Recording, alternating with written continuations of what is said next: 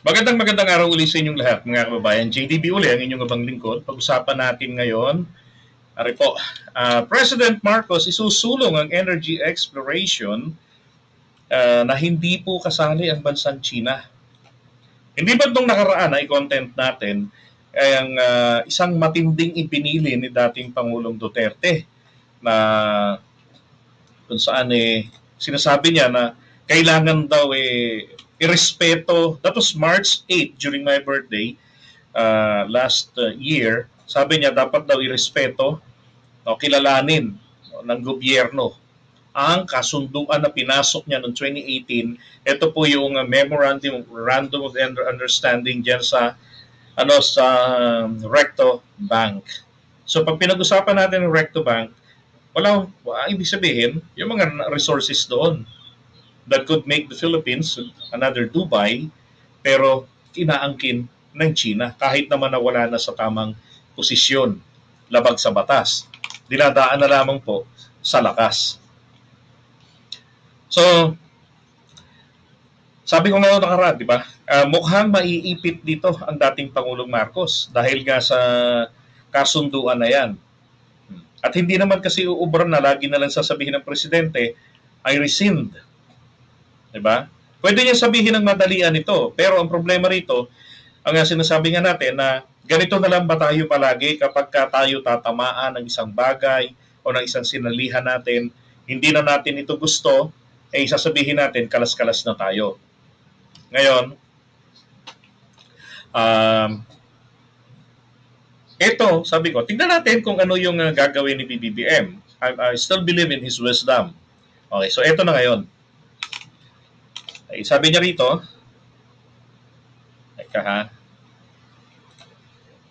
ayan, sabi rito, Philippines moving forward with oil exploration. And Marcos says despite West Philippine Sea tensions, government must find fuel resources for industrialization. Sa kabuuan pa po ng balita, itong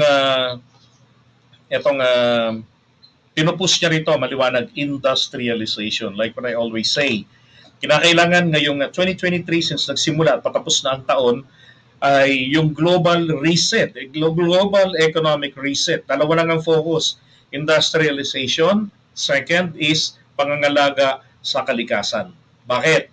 If you industrialize your country, it means that you will be causing much trouble or problem or predicaments or whatever damage sa iyong kalikasan. So, kasabay ng industrialization, kinakailangan ng isang bansa, lalo ng Pilipinas, na pangalagaan ito. Kasi that was the failure of the first industrialization. Diba? Tapos nauso na yung globalization, and then because of the pandemic, they found out na kailangan muna nating magkanya-kanya. Tigil muna natin ang globalization. Kasi what you have, viruses and everything, you share it to the others Diba? Yung kamalasan yun, damay pang iba. So, kanya-kanya lang muna tayo, kaya tayo-tayo muna. Ganon. So ngayon, ito pong kay PBBM, ang problema natin dito, hindi kasi natin mapakinabangan itong mga resources natin dito po sa West Philippine Sea. Kasi napakalaki po, napakarami rito sa Reed Table Mount or Reed Bank. Yan. Dahil nga po, inaangkin niya ng China.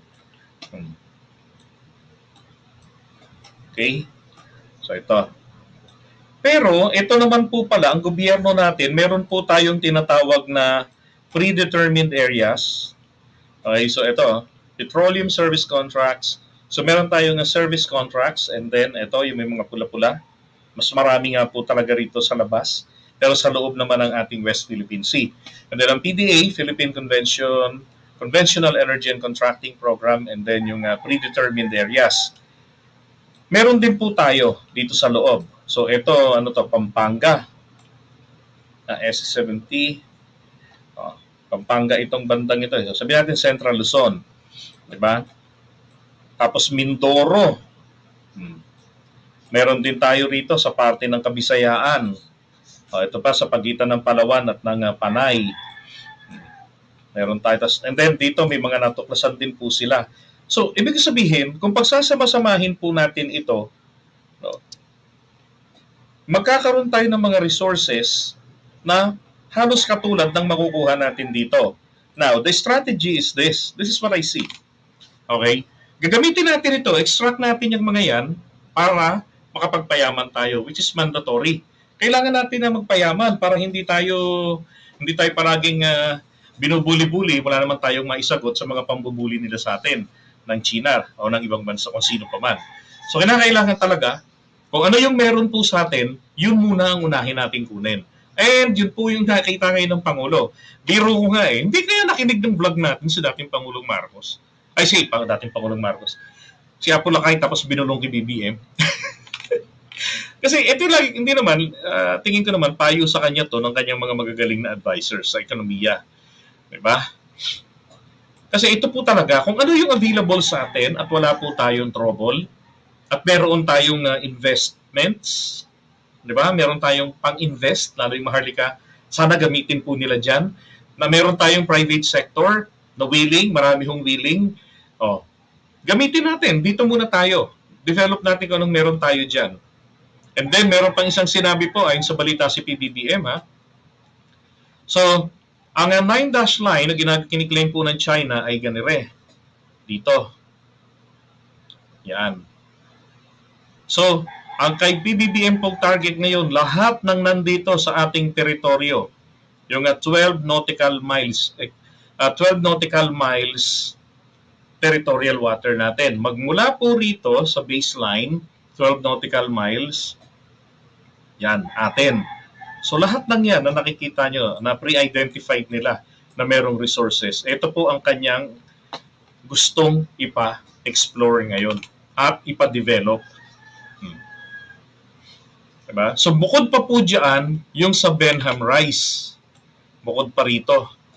Ito kasi, ginawa po ito, if I'm not mistaken, that was 2018 or 2013. Malabo yung dito banda Pero ang Benham Rice ay meron din po rito sa recent po na pag-aaral.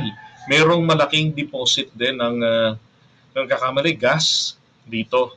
Hindi po yan naman nakapagtataka. Kasi ang location natin, sa may bandang ring of fire tayo Diba? So natural lang talaga na nandyan yung mga sanhi ng mga paggalaw ng lupa. Alam, magumalaw yan mag-isa na buhay. Siyempre merong source yan dun. So ngayon, kinakailangan lang rito, napakalalim lang po kasi talaga naman itong Philippine Sea, lalo na itong Benham Rice or Philippine Rice dito. Pwede po nating i-develop yan. At wala tayong kaagaw. Not even Japan. Hindi sila pumapel. Not even Taiwan. Hindi sila pumapel dyan. Talagang ang sabi, exclusive yan sa atin. At saka, recent lang panahon po ni dating Pangulong Duterte yan na nakuha natin ang approval na talagang, kumbaga, nilisensya na yan sa Pilipinas. Pero ang China, ay nagpupunta po sila dyan. Dito sila dumadaan sa may dito, yung channel dito, Ibashi Channel. Yan, tapos punta sila rito, nagsasagawa sila ng mga exploration. So kinakailangan din natin ito talagang magkaroon ng strong presence, mas mga malalaking barko talaga ng Coast Guard at Navy, consistent na nandyan. And then, sana po masimulan rin ito ngayong panahon ni PBBM. Unahin muna nila yung mga predetermined areas na meron tayo talaga. Diba? I-develop nila dito sa Mindanao. Diyan, tampakan mo ng mga militar dyan. Kaya para yung mga peste dyan, mautas na. Tapos, saka na natin kunin, dito na natin tutirahin. Ngayon, ano po mangyayari rito sa area na to, sa West Philippine Sea? Lalo na rito sa Reed Bank. For the meantime, dahil wala pa tayong sapat na kakayanan makipagbrasuhan at magpapayaman pa tayo para may pampalakas, stop po ito. Okay? Yung kasunduan na pinasok ni dating Pangulong Duterte, kumbaga ito po yung kapalit ng pinasok ni Gloria Arroyo noong 2015 doon sa China, yung GMSU. Na kung saan, dito po sa kabuuan na yan, ng buong gilid-gilid ng Pilipinas, magsasagawa sila dyan ng joint seismic. West Philippines yung target nun Bagamat dito yung pinaka-concentration nila, kasi dito yung pre-identified na. Pasok na yon, hindi man natuloy din. So, ang kapalit pa kasi nun, ay pumapayag ang gobyerno natin, sina Arroyo, pero ang kapalit para makautang ang gobyerno niya ng 8 bilyong piso sa China. At pag sinabi nating utang, ito po ay babayaran natin. Di ba? Kaya nga utang tayo eh. O, tapos yung mga resources saan kukunin? Sa Pilipinas. Po siya. Kumbaga, yung pinautang sa atin din po nang galing. Di ba? So, para tayong ginisa sa sariling mantika natin. Pero kay PBBM ngayon, maganda diskarte niya. Ito pong resources dito sa Reed Bank, Tenga, ito naman ang ini-insist ni Pangulong Duterte, i-honor natin ito dahil sinabihan na siya dyan na, hindi ba joint development tayo dyan. Hindi na exploration yan eh. Joint development tayo dyan sa Recto Bank. We heard na may iba ng papalit. Kasi nga magiging papapalitan na yung Presidente Duterte noon magiging BBM na. So, alam nila na kung ano ang stand ni BBM diyan kasi panay ang sabi ni BBM during the campaign period, during the debate na hindi siya uupo sa anumang talakayan na kung saan lalagdaan niya isang kasunduan na isinusuko ang ating soberanya. Ang ating teritoryo, not an inch, sabi niya. So, ibig sabihin, kabilang po yung mga resources natin. So, what I was expecting is this. Dito, walang exploration, walang development na mangyayari together with China. Bagkos, ang gagawin niya dito sa loob ng Pilipinas. Ito naman ngayon ang problema rito, yung mga peste natin, mga kababayan. Ano yun? Sabihin nila, masisira ang kalikasan, masisira yung ganito. Di ba? Kaya nga kailangan ang obligasyon po ng mga bansa ngayon na sa industrialization ay alagaan ang kanilang kalikasan. 'Di ba? Kunin yung magkaroon ng extraction, magkaroon ng mining, pero at the same time ay hindi po masisira. I-restore yung lugar habang nagkakaroon ng operation. Mining, kinuha mo yung mga malalaking bato kasi kailangan mabenta. 'Di ba? May mga minerals. Okay. Yung lugar naman, pangalagaan mo ito na magkakapagtanim pa rin ng puno, pagtapos na kayo ron mag-extract ng mga resources. Yung mga ilog, papangalagaan ninyo na kailangan malinis ang tubig pa rin. Diba? Ganon ang trabaho ngayon ng mga bansa. At sa modern technology, hindi po malabo na hindi yan magawa ngayon. Kaya ako, sabi nga, yung excited na ako na marinig mula sa Pangulo, and just a matter of 2 days, nagsalita na ang Pangulong Marcos, yung kasunduan na yan, it's been 2 years or 3 years na kaming nakikipag-usap sa China, but it gives little progress, sabi niya. Kaya sa kanya, hindi tayo pwedeng maghintay. At yun ang pinaliwanag ko sa inyo nung nakarang araw, na bakit 2018 ang kasunduan ng China with President Duterte, bakit hindi nila tinupad, hindi nila ginawa nung panahon niya? Simple lang, because China has enough resources. Di ba? May nakukunan sa Middle East, may nakukunan dyan sa Africa. So yung dito sa Recto Bank, hindi nila kailangan yan. Gamit lang po nila yan pang reserba kung sakasakali. At isa pa, yung lugar na yan, kiniklaim lang nila na kanila. Interest nila nandyan makuha yung resources. But not for now. Pero ang Pilipinas kasi, hinihintay nila na madrain tayo. Madrain ng malampaya. Nang sa ganun ng gobyerno, na maka-China, sasakmalin na yung kanilang offer. Di ba?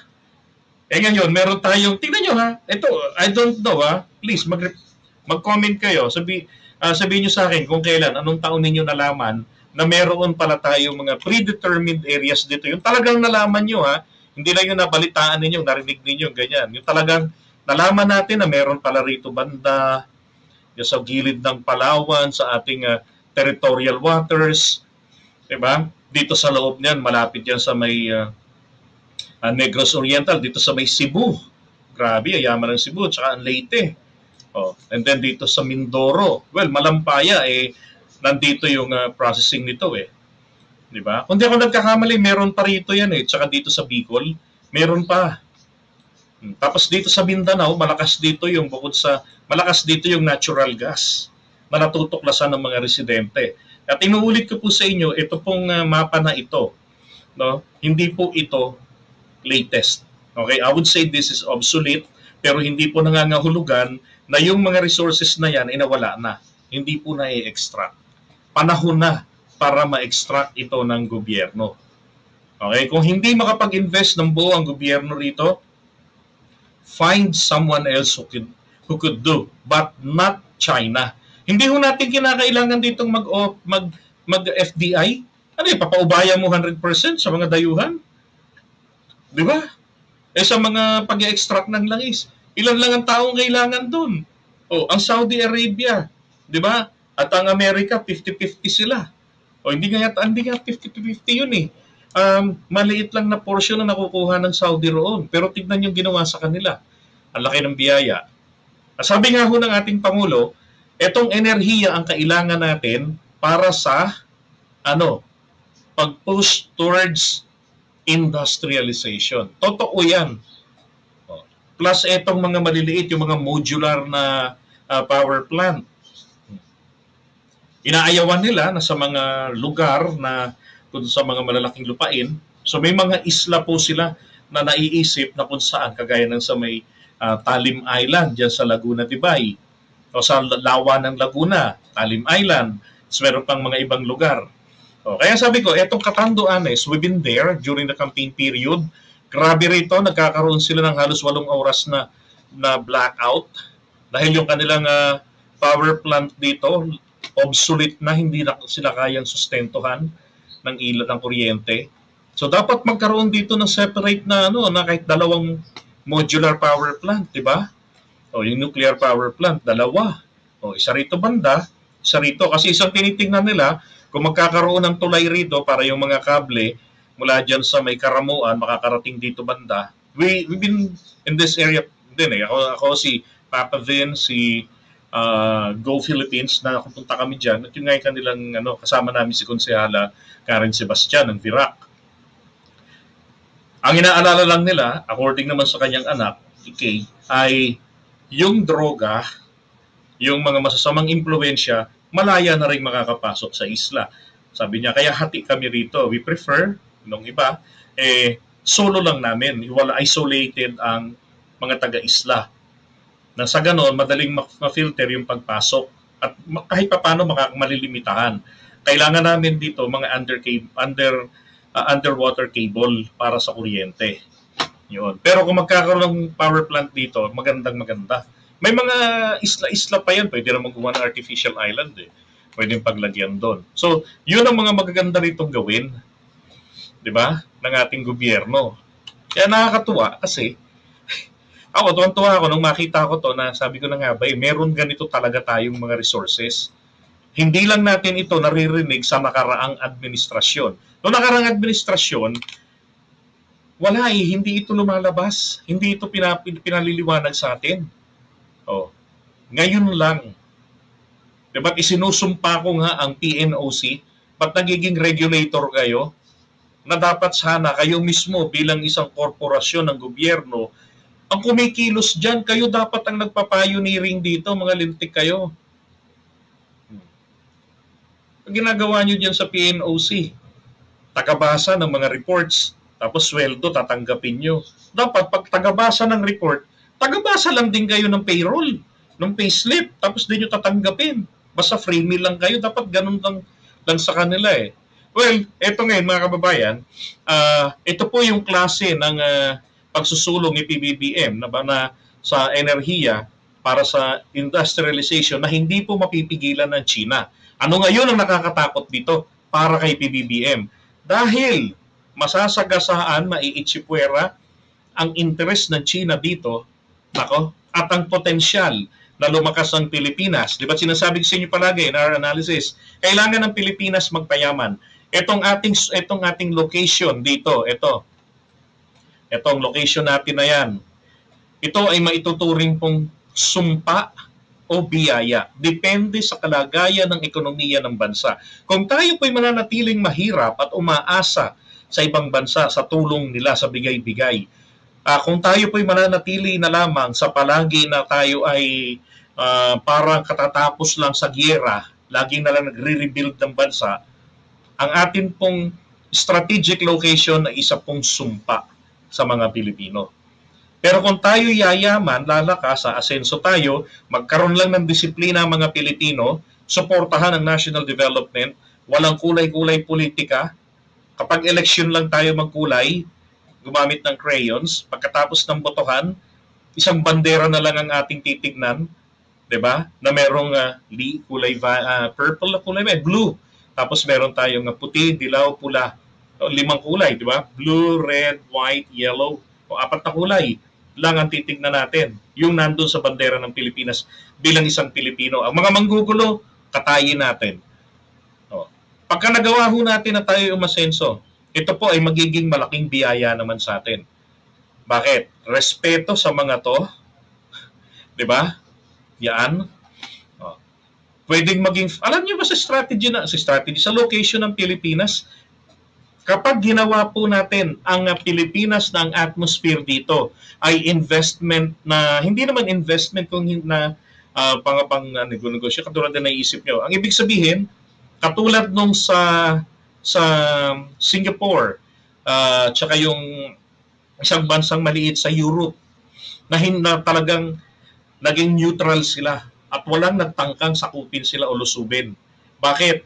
Kasi lahat po ng mga financial deposits, no, naando nakatambak sa bansa na yan. So sa Pilipinas, kailangan natin itong ma-achieve. Nang sa ganon, itong mga leaders ng mga bansa dito, at maging ng buong mundo, dito na sa atin magdideposito. So nandito ang kayamanan ng kanilang mga bansa. Di ba? Kagaya ng yung mga Swiss accounts, magkakaroon dito ng Philippine accounts. Na dito iingatan sa bansa natin. Hindi ho tayo gagaguhin ang mga to. Kung ang China ibuli tayo, buong mundo po kalaban nila. Bakit? Maapektuhan yung kanilang investments dito sa bansa natin. Diba? So, matuto silang rumispeto. Lahat yan. Diba? Yan ang kinakailangang magawa ng Pilipinas. Alam kong hindi ito madaling masasagawa, pero kung sisimulan po kaagad yan, dahil ang dami naman ng mga investors dito, plus ang gobyerno kung makikipagsabayan din, makukuha po natin yan bago matapos ang 6 na taon. Ano ko ang makinabang nito? Mabigyan pa ng kredito yung susunod. Ang importante, nagawa ng Presidente Marcos ang kanyang trabaho. Yung sama-sama tayong babangon muli. Na itong ginagawa ngayon ng mga kalaban niya, ng mga ganid sa kapangyarihan,